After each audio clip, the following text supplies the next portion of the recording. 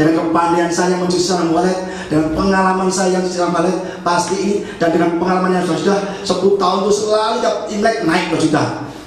Akhirnya saya senang sekali.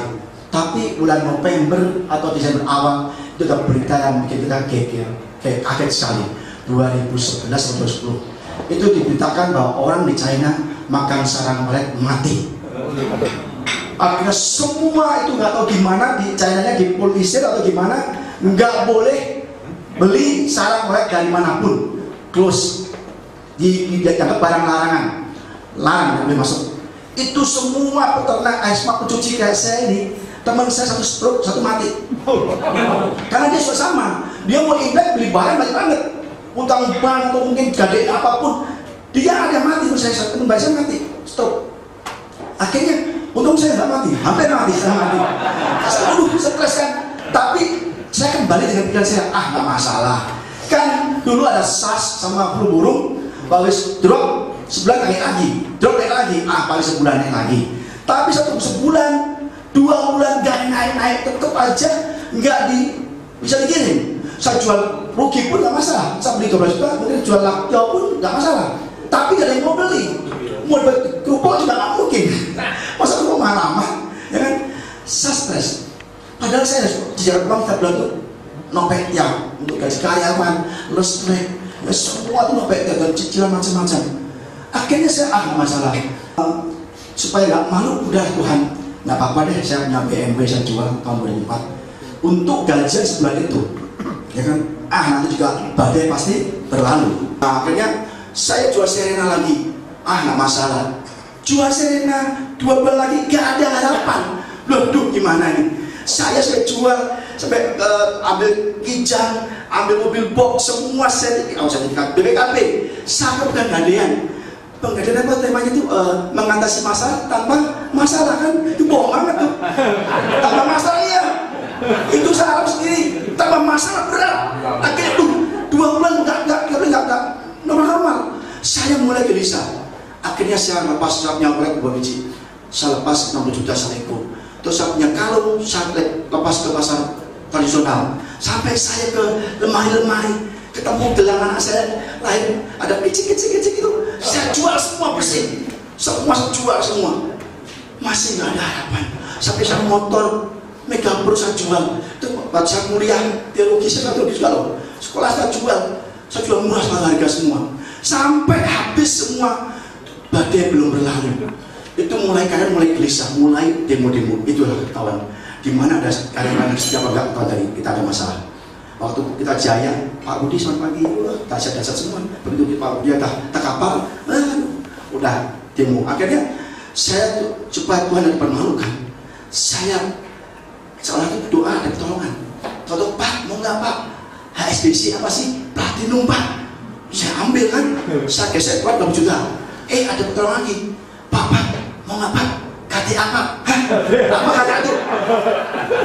Pak itu PT tanpa agenan. Dari mana? ASN Pak, personal loan. Oke, saya ambil. Habis itu Pak, mau nggak Pak? DBS. Apa DBS? Personal loan, saya ambil semua. DBS, KTA, ASN, itu Stancat, Danamon, Permata, Mandiri, saya ambil semua. Akhirnya saya mulai bingung nih. Kok nggak badai berlalu? Saya akhirnya gelisah lagi. Waduh, ini target udah ngumpul semua. Gaji kan mesti ada nopet, ada apa untuk listrik sekarang. Akhirnya saya bingung gimana ya. Saya nggak ada harapan. Mulailah debt collector satu-satu teror saya. Pak, dari mana nih? Dari ASBC. Kenapa Pak? Ini Pak Budi dan nggak lama. Kok nggak bayar? Pak, saya nggak ada uang Pak. Tokin marah-marah. Si MB-nya akan yakin. Akhirnya saya butuh HP satu tuh. Kering tutup. Aduh gimana? Mulai semua aku. Bayangkan. Saya baru sadar. Akhirnya saya benar-benar istri berdoa. Tuhan, tolonglah kami. Saya berlutut. Saya nggak punya apapun. Saya nggak punya yang tersisa. Semua di bank, semua di penggadaian, semua tanggung numpuk. Debt collector ngancam semua. Saya takut. Saya hanya punya dengkul saya yang tertinggal. Ternyata dengkul saya lebih berharga dari mobil dan apapun. Saya pakai untuk berlutut. Saya nangis. Terus ada suara Tuhan ngomong, lu sombong banget. Siapa kamu membela aku? Kamu banggakan pengalaman kamu, pengetahuan kamu, harta kamu. Terus saya kasih ingat tuh kayak ada apa ayat perempuan pendarahan, ya kan? Berkali-kali dengan usaha berkali-kali ke berbagai tabib, orang pintar, orang luar biasa, semua harta habis, tapi keadaan mama parah. Dan dia bilang, asal aku jamah cobamu, aku sembuh. Itu aku dengar, ternyata saudara, kepandaian saya, pengetahuan saya, pengalaman saya di bisnis, harta saya, teman saya, bank saya tidak bisa menolong saya daripada itu. Hanya dengkul saya. Kalau pakai bentuk Tuhan tolong. Saat itu benar saya kekuatan. Langsung saya kaget ya. Langsung saya besok telepon kering, saya angkat tuh. Saya kayak ada uang aja. Ada apa Pak? Tagih gini, Pak maaf saya nggak punya uang. Gimana gini? Pak saya nggak punya uang, saya bangkrut. Bapak kalau mau sita aja. Tapi kan sita punya nggak semua nggak ada kan? Mau sita semua dibuang semua. Bapak mau ambil barang saya ambil aja. Mana barang? Bapak pokoknya saya nggak punya uang. Terus sebenarnya Pak Budi saya nggak punya uang Pak. Kalau ada saya bayar. Dia belum bayar. Iya Pak kalau misalkan bayar udah itu. Hari semua ngerol lagi. Pak saya ada uang. Nggak ada Bapak mau tangkap saya silakan. Akhirnya dia juga. Ya Pak kalau udah usaha. Kalau nggak dapat uang pasti bayar Pak. Kapan Pak saya nggak tahu. Saya berkumul saya berdoa mulai puasa. Dulu saya suka makan saya puasa. Akhirnya saya ke Semarang, stres ke Semarang. Ada acara keluarga. Ketemu orang stres juga. Saya temukan Tuhan orang stres juga. Aduh Tuhan, bos gede kayak ya, supaya bisa dikasih utang kayak, bisa ditolong kayak. Kok betul langsung stres? Bu, kenapa Bu? Satu stres Pak Budi. Loh kenapa? Saya anak tunggal. Bapak itu mati udah lama, 10 tahun lalu. Ini warisan saya 10 tahun gak laku-laku rumah warisan 1.500 meter. Tinggal laku-laku masjid mana? Saya mau jual gak laku-laku, sudah ganti broker 8 kali, dapat laku-laku. Kenapa? Saya minta kau dia 100 meter gak laku-laku. Loh kok bisa? Yang tahu Citio, Petio. Bahkan nggak baik gak laku-laku gimana Pak? Terus saya kayaknya ada hikmah juga ya. Akhirnya yuk kita makan-makan. Terus saya begitu ngobrol-ngobrol, Bu, gimana kalau saya beli aja? Woi, saya di Semarang loh, di Jakarta nggak ada duit, di Jakarta masih mau beli rumah kan? Saya beli Bu. Loh Pak, boleh aja saya senang. Pak beli nggak berapa, saya tak kontio Pak, nggak laku-laku. Dan saya pengen saya jual waktu aja deh. Karena oke, gimana kalau saya tawar kontio puas meter? Kaget tuh. Hah? Kontio nggak laku-laku, kenapa beli nggak kontio puas? Bener Bu, kontio puas. Wah, Pak Budi nggak beli Bu. Ntar nggak bayar. Ntar gimana? Wah, ntar bayar ke apa? Pakai uang lah, pakai daun kan. Dia nggak percaya sengaja. Kita ngobrol-ngobrol. Akhirnya, oh iya Pak, saya pengen tahu deh Pak Budi gimana. Gini Bu ya, saya tawar 9,5 juta per meter. Saya ada satu syarat Pak Bu. Saya minta kemurahan hati Ibu. Masa gimana? Saya bayarnya minta jangka setahun. Kalau sebulan saya ada uang datang dari Hong Kong, kita mau dari mana gitu kan? Hong Kong saya nggak ada. Pokoknya ada dari mana, saya bayar sebulan. Kalau 2 bulan ada uang Bu masuk Bu, saya baru lunas. 3 bulan saya baru lunas semua Bu. Dia bilang Pak Budi kalau saya semalam nggak ada gimana? Waduh, pusing juga. Bu kalau nggak bayar ya sama saya balikan. Kali nggak tinggalin. Kan saya nggak pakai apa-apa. Itu baca oke lah. Ibu gini aja, kalau nggak percaya, Ibu pakai notaris Ibu. Kita bikin BPJ, Ibu tunjuk notarisnya, saya ikut aja. Saya pegang fotokopi BPJ ya, kopinya aja. Ibu pegang rumahnya, pegang sakitnya, saya pegang Bapak. Oke Bu. Terus oke Pak, saya mau setuju, tapi saya minta tempat DP atau tanda jadi. Waduh, tanda jadi mana ya? Saya Jakarta nggak ada uang kan? Di Jakarta masa nggak jadi? Paling nggak kalau kilometer, kotio bisa 14 M kan? Bu gini Bu ya, saya kan kasih Ibu mahal harganya. Ibu nggak kotio nggak laku-laku. Saya kasih kau kotio buah. Saya nggak syarat bayar mundur, dan saya nggak pakai DP atau tanda jadi. Kalau Ibu gini saya kopian. Saya kasih DP atau udah jadi saya kata Pak, saya beli ada uang nih. Saya kasih gaji mau, tapi saya tawar Citiopa semeter gimana? Atau nggak pakai tan jadi, saya kasih kau Citiopa karena tanah Ibu memang Citiopa masalahnya.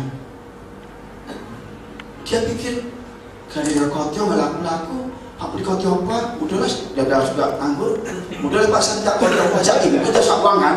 Ibu itu kayak gampang asal seneng kan kalau terlalu cok gede ya udah Citiopa semeter.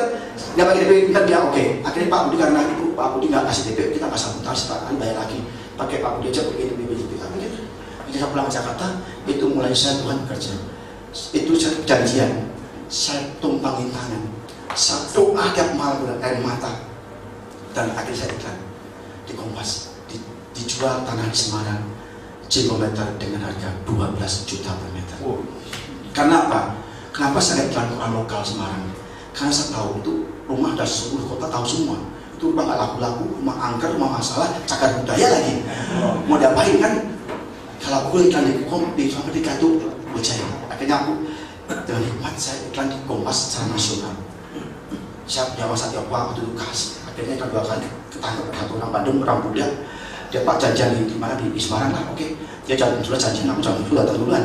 Kalau orang itu kan saya tunggang tangan Pak. Saya sampai puasa 3 hari 3 malam tanpa makan tanpa minum. Itulah hebatnya masalah. Masalah itu hebatnya apa? Di balik masalah itu Tuhan ada di sana. Bagi masalah kita benar-benar gak pernah puasa, gak pernah makan, gak pernah puasa makan terus jadi puasa 3 hari 3 malam saya gak makan, gak sahur, gak minum setetes air pun. Itu aku benar-benar pikir aku mati biarin deh. Dan gak tahu juga mati juga kan, nggak ada duit, mungkin mati deh. Matinya mendingan mati. Akhirnya saya doa puasa. Hari kedua saya udah gak kuat lagi. Karena apa? Biasa makan, sehari pun gak makan. Udah menit-menit. Itu sudah menit-menit, sudah gak kawan semua, udah cakup, ancur segala.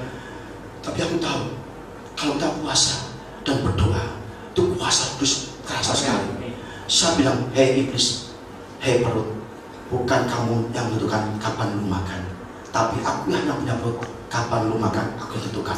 Dalam nama Yesus, keluar, pergi. Langsung Pak, itu dengan puasa gitu, langsung. Gak ada setengah jam itu sembuh. Itu aku bertahan lagi. Akhirnya aku sampai 3 hari 3 malam gak makan. Itu aku doain lagi. Habis itu saya ke Semarang, puasa lagi kan, ke Semarang. Itu orang Bandungnya belum datang. Saya datang doain, wah tak penting semua dijual. Dan langsung pergi. Wah, kalau orang kan doanya panjang ya. Semua firman, semua firman Bible sama semua. Kalau kita percaya kemudian adalah pokoknya Tuhan berkati. Wah, pokoknya komat lah. Roh jahat pergi dan mau semua komit. Tuhan nanti kirim malaikat untuk mengelilingi orang Bandung itu supaya kalau lihat tuh seneng aja. Kasih dia sejahtera cita. Wah, supaya dia ayam. Atau nggak sih banyak Indonesia yang akhirnya datang orang muda datang pakai apa? Kayak karpat tua yang begini-begini. Jangan semua. Pak, ini bagus Pak, kasih Pak. Tapi ini ada hantu yang punya yang meninggal Pak, masih disimpan. Saya juga ada hantu Pak. Pak, kalau Bapak udah deal, hantunya bonus Bapak aja.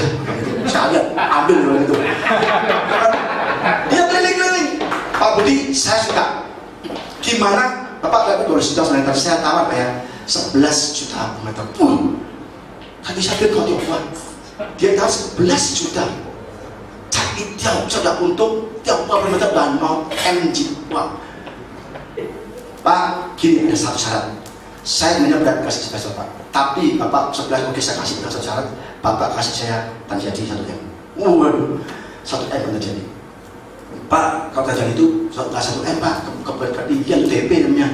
Oke, Pak Budi saya kasih kopet kamu Pak. Langsung kayak di padang gurun siram es Pak. Oke, deal sama Pak. Kita ke Jakarta. Selang seminggu lagi Pak, langsung minggu dia dari Bandung ke tempat saya, dia kasih cek kopetnya. Dan saat itu yang debt collector yang ngejar-ngejar itu saya bayar dulu. Dan hitungan setengah jam itu uang kopetnya habis buat bayar yang teror saya. Dan sejak itu ya Tuhan itu kasih saya pengalaman untuk belajar properti. Saya di Palembang, di Medan saya jual properti. Semua itu Tuhan yang mengatur. Sampai saya itu modal sedikit makan enggak modal bisa banyak untung.